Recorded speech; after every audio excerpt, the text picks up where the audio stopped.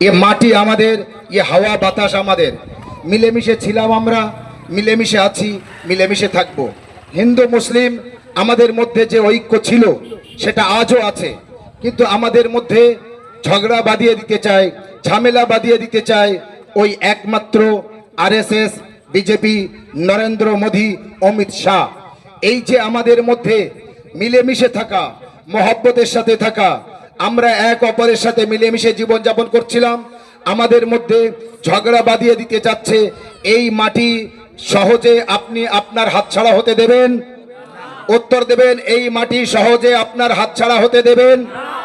এই মাটিতে আমাদের রক্ত আছে না নেই?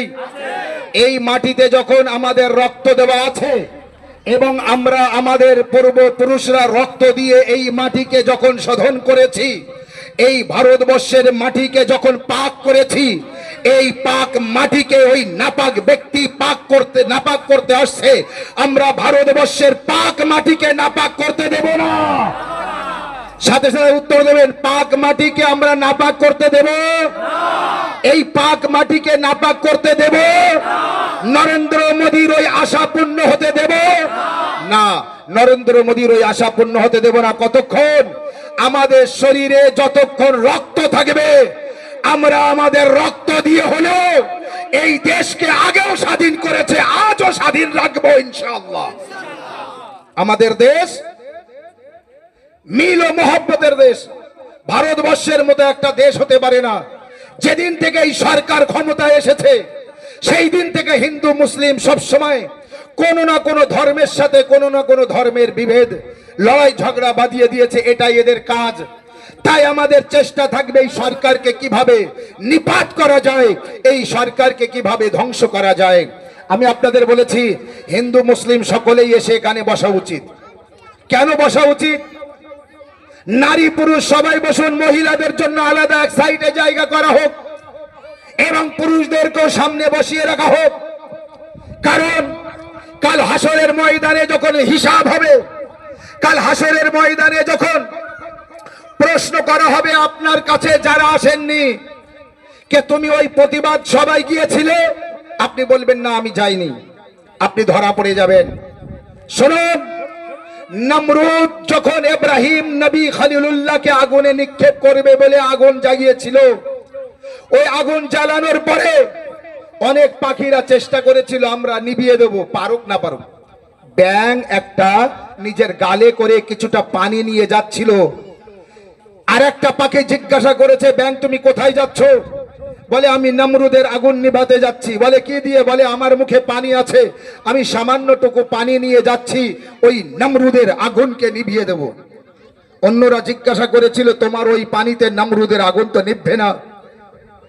ব্যাঙ তখন বলেছিল, আমার এই পানিতে নমরুদের আগুন নিভুক আর না নিভুক, আমি প্রমাণ করাতে যাচ্ছি আমি নমরুদের সাথে না, আমি ইব্রাহিমের সাথে। আমি কি আপনাদের বোঝাতে পারিনি কথাটা? ব্যাঙ প্রমাণ করাতে চেয়েছে আমি নমরুদের সাথে না, আমি নমরুদের সঙ্গী না, আমি ইব্রাহিম নবীর সাথে, আমি ইব্রাহিম নবীর সঙ্গী, আমি ইব্রাহিমকে ভালোবাসি, আমি নমরুদকে ভালোবাসি না। আজ যারা পথে নামবে, আজ যারা প্রতিবাদ করবে, আজ যারা আওয়াজ তুলবে, আজ যারা স্লোগান দেবে, আজ যারা মোদী বিরোধী এই মিছিলে সহযোগিতা করবে, আন্দোলনে অংশগ্রহণ করবে, তারা প্রমাণ দেবে আমরা মোদীর সাথে না, আমরা ভারতবর্ষের সংবিধানের সাথে, আমরা ভারতবর্ষের মাটির সাথে, আমরা ভারতবর্ষের ভ্রাতৃত্বের সাথে, আমরা হিন্দু মুসলিমের মহব্বত, মিল ও মহব্বতের সাথে, আমরা নরেন্দ্র মোদীর সাথে না। কিন্তু যারা এই প্রতিবাদে আসবে না, যারা এই মিটিং মিছিলে আসবে না, তারা কিন্তু কাল বলতে পারবে না যে আমরা নরেন্দ্র মোদীকে সমর্থন করিনি। সবসময় হাত, এই হাত না বলে ওর পিছনে অমুকের হাত আছে, ওটা ওই হাত দেখা যায় না। তো নরেন্দ্র মোদীর সাথে কিছু কিছু মানুষের হাত আছে যাদের হাত দেখা যায় না। ওই সমস্ত ব্যক্তিদের কালো হাতকে আমরাও ভেঙে দেব। ভারতবর্ষের শুধু মুসলমান না, হিন্দু মুসলিম জৈন খ্রিস্টান বৌদ্ধ দলিত আদিবাসী শিয়া সুন্নি সমস্ত দেশের মানুষ প্রতিবাদ করছে। বাস প্রতিবাদ একটাই, যে আমরা এই অন্যায় অত্যাচার মেনে নিচ্ছি না, নেব না। নরেন্দ্র মোদীর এই অন্যায়, নরেন্দ্র মোদীর এই অপরাধ, নরেন্দ্র মোদীর এই অত্যাচার আমরা মেনে নেব না। তাই নরেন্দ্র মোদীকে কিভাবে হটাতে হবে সেই চেষ্টা আমাদের থাকবে। তবে যে ব্যক্তি বলেছে প্রতিবাদ করতে হলে দিল্লি যাও, সেই ব্যক্তিকে বলবো আপনি শুনে রাখুন, আজ আমাদের প্রতিবাদ করতে দিল্লি যেতে বলছেন, দিল্লি যাব কি না যাব আমার ব্যাপার, আমাদের ব্যাপার, তুমি বলতে পারবে না।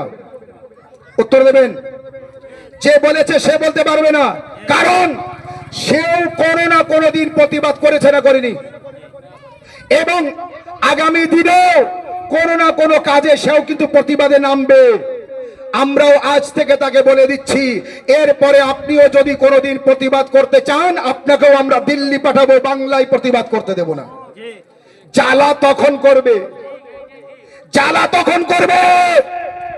আজ যদি আমরা প্রতিবাদ না করতাম, সুপ্রিম কোর্টের ওই রায় আসতো না।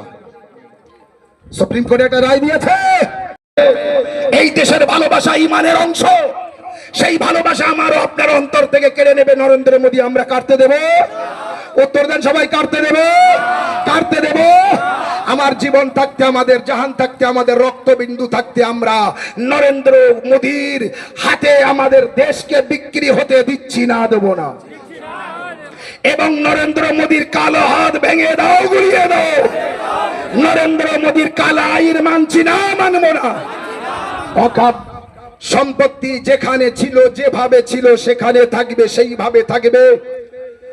আমরা অকাপ সম্পত্তির বাঁচাও, আমাদের বাঁচানোর জন্য অকাপ সম্পত্তি, দেশকে বাঁচানোর জন্য, হিন্দু মুসলিমের মিল ও মহব্বতকে বজায় রাখার জন্য আমাদের এই প্রতিবাদ। এ শুধু আমার জন্য না, এ শুধু আমাদের জন্য না। কেউ যেন না ভাবে মুসলমানদের নিজের স্বার্থে মুসলমান পথে নেমেছে, না, মুসলমান দেশের স্বার্থে পথে নেমেছে। বিরাট খারাপ জায়গায় যাবে এই দেশ, এক্ষুনি যদি না থামানো যায় এই ওয়াকাবিল, দেশ বড় খারাপ জায়গায় যাবে। পৃথিবীর মধ্যে অত খারাপ কোন দেশ নেই যা ভারত হবে। সেই খারাপ হবার হাত থেকে বাঁচাতে হবে। তাই যদি আমাদের একটু কষ্ট হয়, যদি আমাদের ঘাম ঝরে, ঘাম ঝরুক এই ভারতবর্ষের মাটিতে। জানেন, অন্যদের ঘাম ঝরার আগে ভারতবর্ষকে স্বাধীন করতে মুসলমানরা আগে রক্ত দিয়েছিল। আমি একটা ইতিহাস বলে দিলাম, মুসলমানের রক্ত ভারতবর্ষকে স্বাধীন করতে, মুসলমান আগে রক্ত ঝরিয়েছে, তখন অন্যদের ঘামও ঝরিনি ভারতবর্ষকে স্বাধীন করতে। কিন্তু আমরা শুধু মুসলমান মুসলমান বলে চিৎকার করছি না, হিন্দু মুসলিমের সকলের, সমস্ত ধর্মের মানুষদের সম্পত্তি বজায় রাখতে, বাঁচাতে ওই মোদী সরকারের এই কালা আইনকে মাটির সাথে দাফন করব। যেভাবে নমরুদ, সাদ্দাত, ফেরাউন, হামান ধ্বংস হয়েছে, নরেন্দ্র মোদীরও ধ্বংস হতে হবে। কেউ যখন বাঁচেনি, বড় বড় নমরুদ, ফেরাউন, সাদ্দাত যখন বাঁচেনি, এই নরেন্দ্র মোদী মনে করছে আমি বিরাট বড়, তুমিও বাঁচবে না। আর আমার আল্লাহ আছে। আমরা যখন পথে নেমেছি, কিভাবে আপনাকে ধ্বংস করতে হয় সেটাও আমরা দেখে ছাড়বো, আমরা দেখে ছাড়বো। পথে যখন নেমেছি, আমরা শুধু একটা ধর্মের মানুষ নামিনি, সর্বধর্মের মানুষ পথে নেমেছি। আর পথ আমাদের পথ দেখিয়ে দেবে। তবে প্রতিবাদ না করলে জয় হয় না, প্রতিবাদ না করলে জিত হয় না। আমাদের জিততে গেলে, জয় করতে গেলে, ভারতকে বাঁচাতে গেলে আমাদের পথে নামতে হবে। তাই আমরা পথে নেমেছি ইনশাআল্লাহ। সুবে কিয়ামত পর্যন্ত যদি প্রতিবাদ করতে হয় তো আমরা করে যাব, কিন্তু ভারতকে বাঁচিয়ে ছাড়বো, ভারতবর্ষকে নষ্ট হতে দেব না। আপনারা যারা এখানে এসেছেন, যারা এই প্রোগ্রামকে সেট করেছে, আমি সকলকে ধন্যবাদ জানাই। বিশেষ করে প্রশাসন আছেন, আমি প্রশাসন, সরকারি মানুষ যারা আছেন, প্রশাসন যারা আছেন, সকলকে অনেক অনেক ধন্যবাদ জানাই। আমি এখান থেকে অনেক দূর, আবার একটি প্রোগ্রাম আছে মাগরিব বাদ, সেই বসিরহাটের নিকটে, সেখানে পৌঁছে যেতে হবে ইনশাআল্লাহ। আমি আপনাদের জন্য, সকলের জন্য দোয়া করব, আপনারাও আমার জন্য দোয়া করবেন। আপনারা প্রতিটা দিন পথে নামুন, প্রতিবাদ করুন। প্রতিবাদ করলে আপনার জিত হবে। রাস্তায় নামলে রাস্তা আপনাকে রাস্তা দেখিয়ে দেবে, আপনি ঘরে বসে থাকলে রাস্তা দেখতে পাবেন না। পথে নামুন, পথ আপনাকে পথ দেখিয়ে দেবে, পথ আপনাকে পথ দেখিয়ে দেবে ইনশাআল্লাহ। এই পথে আমরা নেমেছিলাম, এই পথে আমরা নেমে থাকবো। এই বলে আমি আমার সংক্ষিপ্ত বক্তব্যকে শেষ করছি। ওয়া আখিরু দাওয়ানা আনিল হামদুলিল্লাহি রাব্বিল আলামিন।